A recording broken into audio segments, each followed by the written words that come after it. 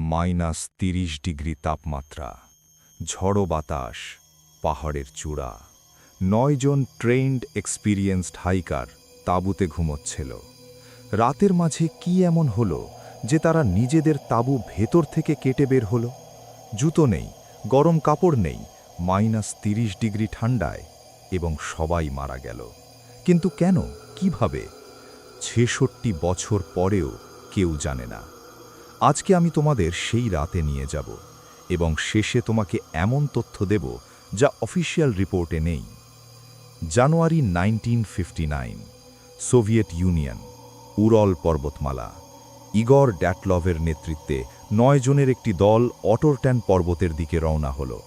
এরা কেউ অ্যামেচার ছিল না, সবাই ট্রেন্ড মাউন্টেনিয়ার, অভিজ্ঞ, প্রিপেয়ার্ড। 1 ফেব্রুয়ারি রাতে তারা খোলা সিয়াখেল পাহাড়ের ঢালে তাঁবু খাটাল।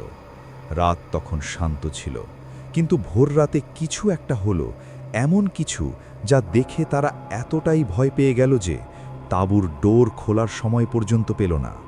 ভেতর থেকে ছুরি দিয়ে কেটে বের হয়ে গেল এবং দৌগাতে শুরু করল -30 ডিগ্রিতে, জুতো ছাড়া।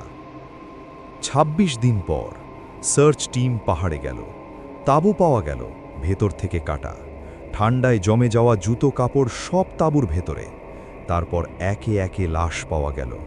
প্রথম 2 জন তাঁবু থেকে মাত্র 500 মিটার দূরে, হাতে ছাল উঠে গেছে, গাছ ধরার চেষ্টা করেছিল। আরও 3 জন পাওয়া গেল পাহাড়ের ঢালে, যেন তাঁবুতে ফিরে যাওয়ার চেষ্টা করছিল।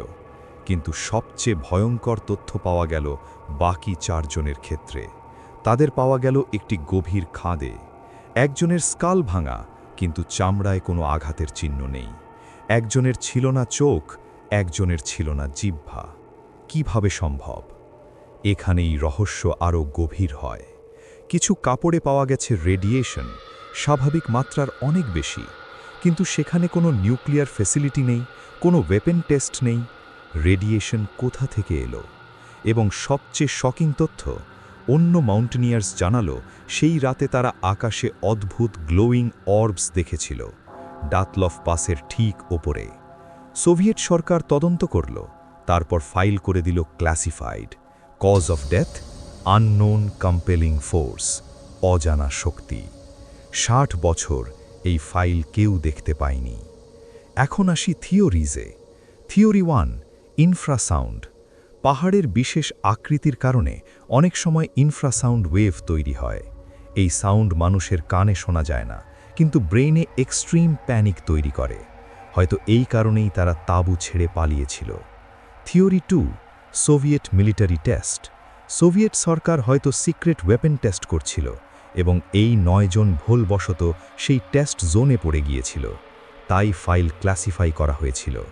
থিওরি 3, সবচেয়ে ভয়ঙ্কর, সেই গ্লোয়িং অর্বস যা অন্য মাউন্টেনিয়ার্স দেখেছিল।